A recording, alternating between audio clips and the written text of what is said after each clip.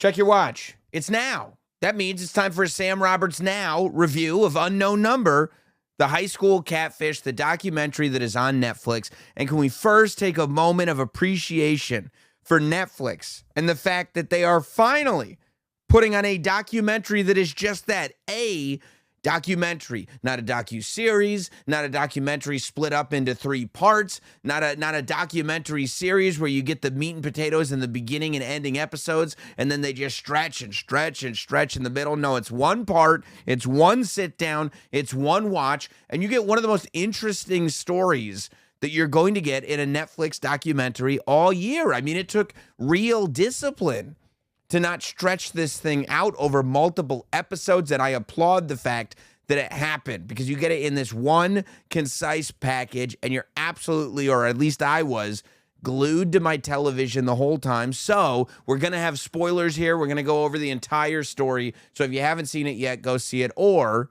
if you don't care about spoilers and want to know what the story is before you plop down for 90 minutes or so, listen to me, okay? This was a big news story a while back, and when I turned on the doc, I thought I knew the story, but the people that I thought were involved in the story were actually in the doc. So I said, no, this can't be the story that I'm thinking of. Because usually when you're watching a doc, the people that are involved in the story, they come up on a title card at the very end that says so-and-so declined to participate in this documentary, which is what I would have thought about one of the people in here who we'll talk about when we get there. But it's basically the story of this girl who was in, I don't know, probably middle school, maybe the beginning of high school when all this started. It's Lauren and then her boyfriend, Owen. And Lauren and Owen, or whatever they are, 13, 14 years old, and they're dating. They're in absolute bliss. And then one day, Lauren starts getting texts. And these texts are from, well, they're from an unknown number, hence the title of the documentary. She doesn't know what this number is. She can't find it. It's made with some app that allows you to use fake numbers because that's a service that we all need in this age of technology. So these texts are coming in and they're not nice. They're hideous texts. They start just by saying, you know, your boyfriend, I get, oh, and he's going to break up with you. He likes me more than he likes you. And they progress very, very quickly into being very vulgar, very vile, very direct in their language, talking about how they're talking about acts, physical acts that are totally, and this isn't even really explored quite enough. It's explored a little bit, but like so far out of line for anybody to be saying to children that are 13 and 14 years old. It's nuts. But that's what's coming in through these text messages. Owen's going to leave you. He likes when this is done to him. You're not doing this to him. I'll spare you the details, but it is like outrageously graphic. It's disgusting when you're going like, what? Like, how could this even happen, right? And then Owen, he starts getting these texts as well. Their boyfriend, girlfriend, they're both getting the texts, right? And Owen's texts are not so like mean towards Owen, but they're mean towards the girlfriend, Lauren, and how he should leave her, and they're whatever. So they're trying to figure out who is sending these text messages, and they go to their authority figures in school, and it goes to the principal, and they're like, somebody's sending us these terrible text messages. There's cyberbullying.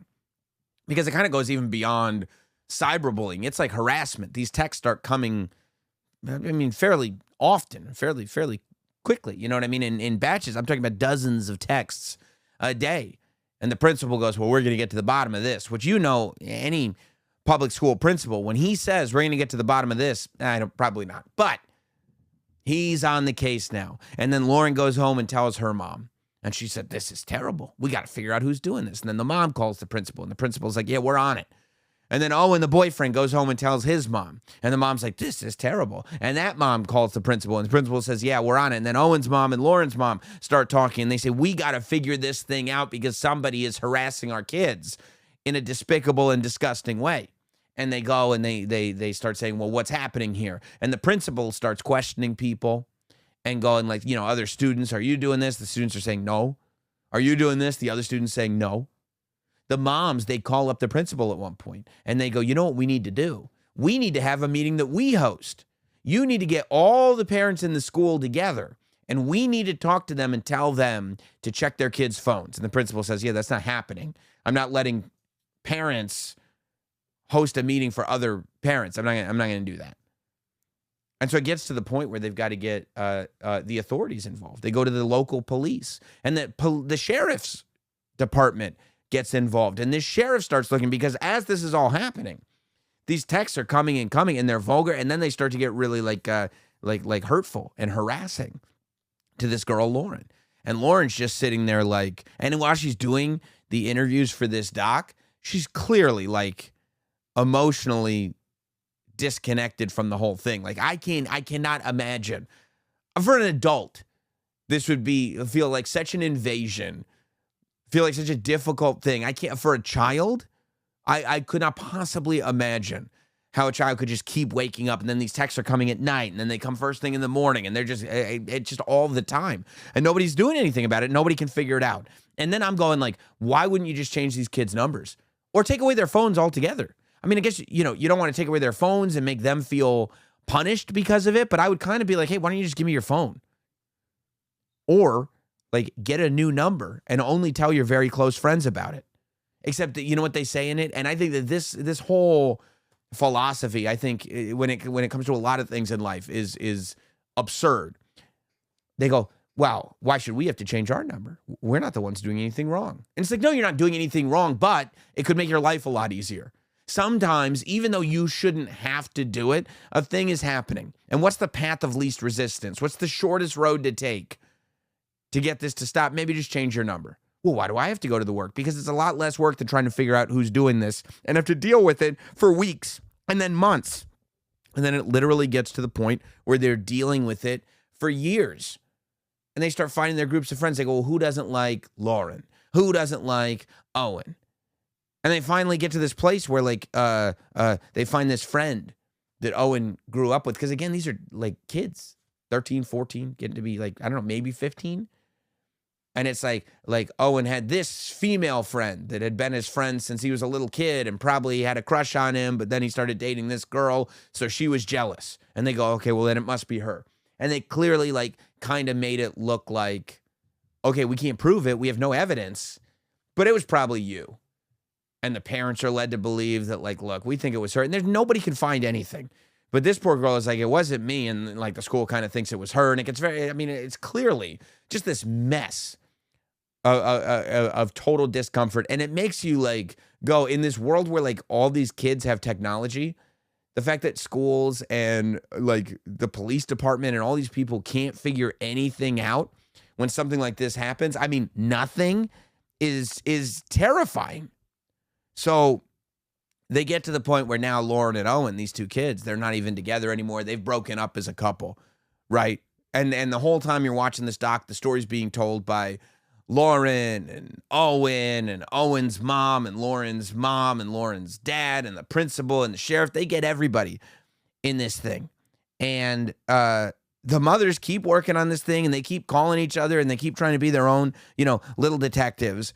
At one point, Owen and Lauren aren't even talking to each other anymore. Lauren, after she's not talking to Owen anymore, is getting the worst text ever, advising her when she should consider, it is the end of her life, to put in a very mild way. You know what I mean? But really, really harsh. Say, Lauren's a skinny girl, bringing up the anorexia and stuff like that, pointing out how skinny she is, just saying the things that okay, what's going to break this girl? What are the most hurtful things that can be said to her? That's what we're going to put over text. And you're like, this is nuts. Why is somebody this obsessed? And it's been 2 years now. Years of this. Owen is trying to move on. He finally meets another girl. And he meets another girl from somewhere else. A different school. You don't know her. And then all of a sudden the girl's mom starts getting texts from a random number saying, oh, blah, blah, blah. So now Owen can't continue his life. Their lives are it being imprisoned by this weirdo who won't stop texting. Finally, they get the FBI involved, because now Lauren is getting texts dozens and dozens of texts. They're coming at 2 o'clock in the morning. They're coming at 8 o'clock in the morning. They're coming at lunchtime. They're coming at dinner time. They're coming all the time. And so the principal has not found anything. The sheriff's department has not found anything. So they get the FBI involved in this because it's not stopping. Principal, sheriff, hasn't gone away on its own, nothing. The FBI gets involved. So the FBI goes, okay, and they start looking into it. They're like, well, we don't have anything on paper. So what we can do is, look, we can figure out what app this number is coming from. And they figure out what app the number is coming from. And then they have to go to that app, to that company, and they have to subpoena, which is a big deal.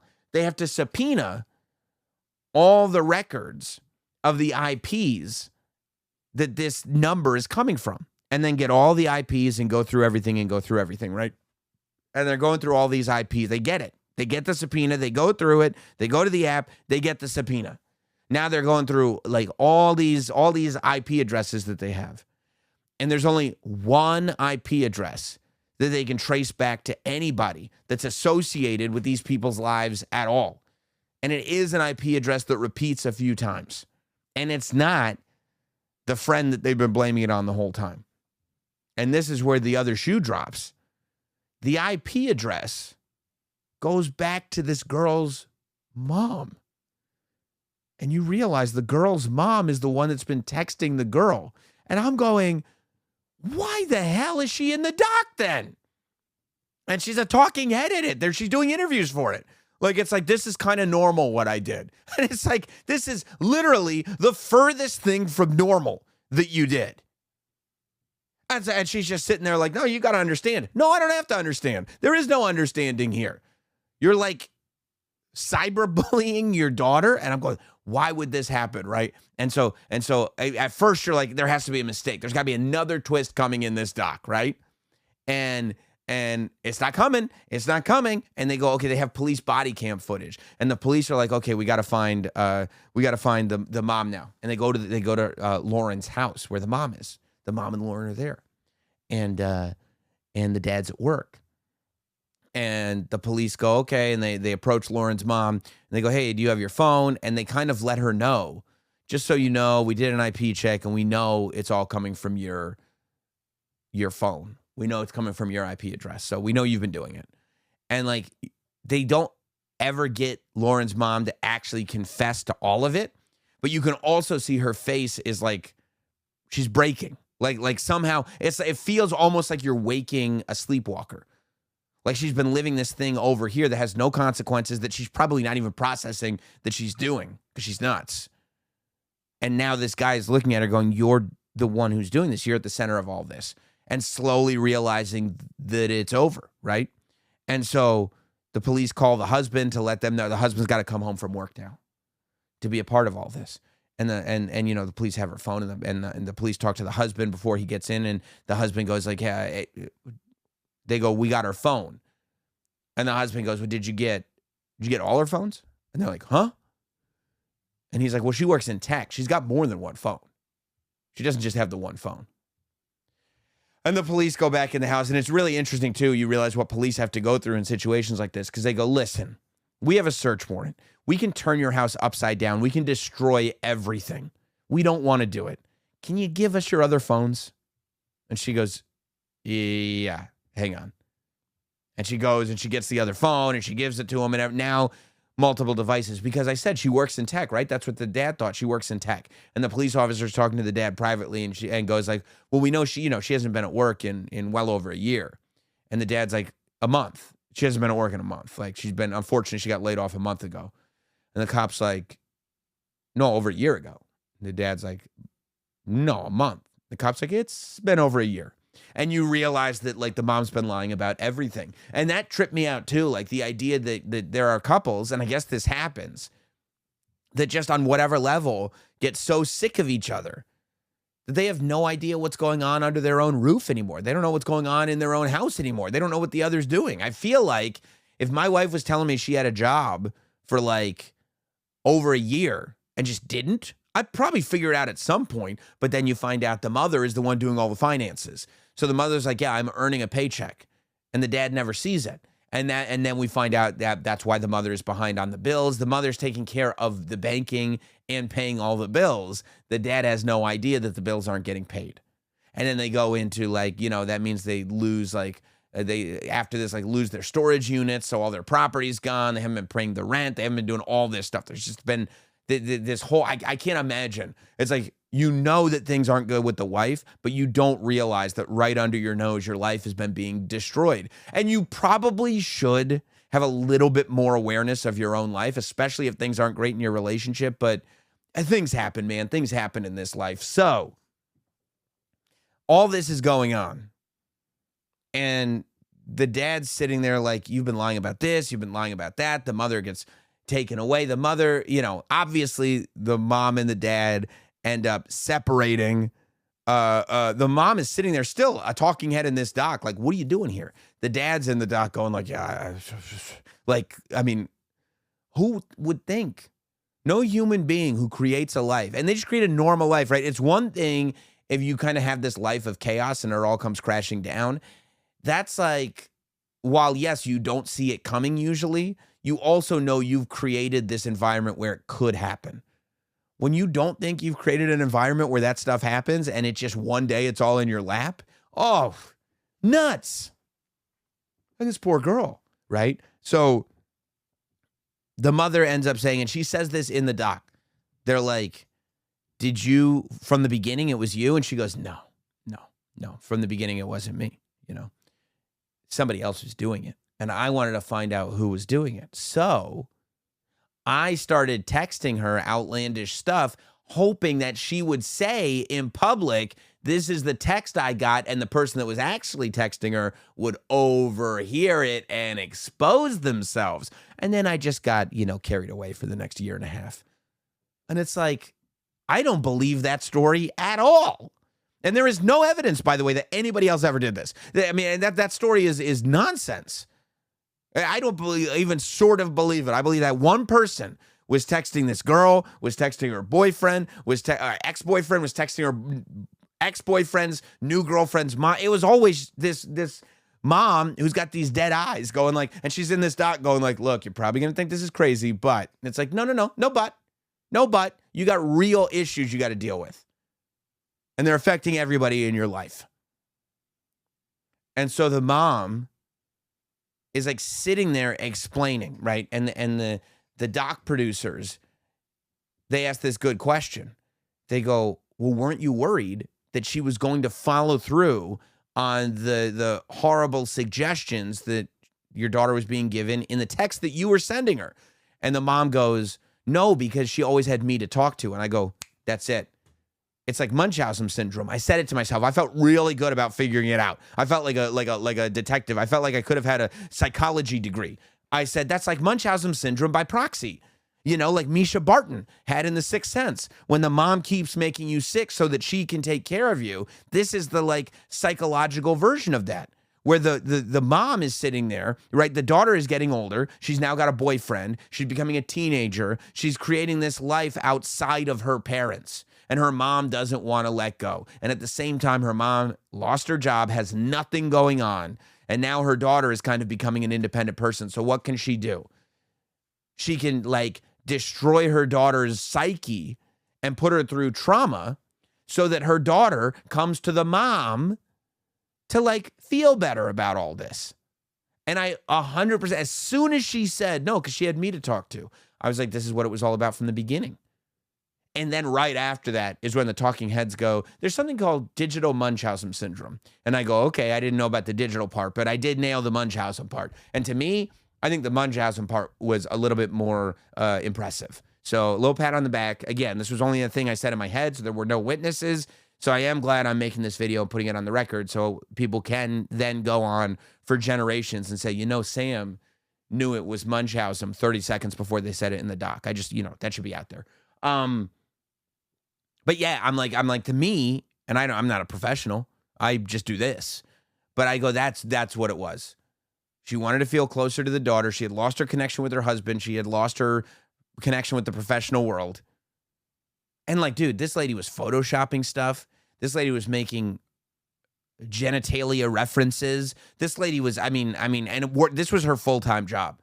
She was literally making trolling her own daughter with photoshops of her daughter and her boyfriend. It was real sick stuff.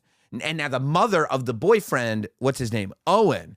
She had a different theory. She said, and then they talked to Owen, and Owen said, yeah, like the mother was always too close to me. The mother always treated me like a friend. The mother would text me. And I'm like, honestly, dude, and I think that happens and it shouldn't happen. When the mother or father of a teenager has a relationship with their child's significant other to the point where they are texting their child's significant other, no. It just shouldn't. There's no reason for that. You shouldn't have that relationship. I mean, you barely have that relationship when you're married with your in-laws. The idea that would be happening in school, it should never happen. That's always a red flag. But, getting an email from the mother, always a red flag. But the mother of the boyfriend says she thinks that there was something weird going on with Lauren's mom and her son going like, not that anything ever happened, but that Lauren's mom was too obsessed with him, that this is all about Lauren's mom being obsessed with that kid, which I don't think that's true. I think that's just a mom being obsessed with her own kid, which is okay. But realistically, I think that she had some issues with wanting to be close to people.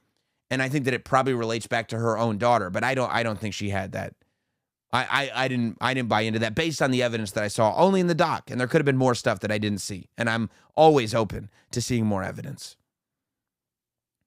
But so, this mom has now not only put her daughter through all this, but also is now in this world where her daughter is reliant, right? That's the most damaging part of all of it, that the mother is causing the trauma, but has also conditioned the daughter to depend on the mother for when there is trauma. So this whole situation that the mother has created now creates even more trauma in the daughter's life. And who has she been conditioned to when there is trauma? Back to the creator of the trauma, the mother. It's terrible. It's terrible. And it gets even kind of sadder to me, which is the mother ends up going to jail for 19 months. I think it was 19 months. I saw it a couple of days ago. I think it was 19 months. And while she's in jail, has this relationship with the daughter. And they talk to Lauren, the daughter, who's now a little bit older, but still in high school. And is going, listen, that's my mother.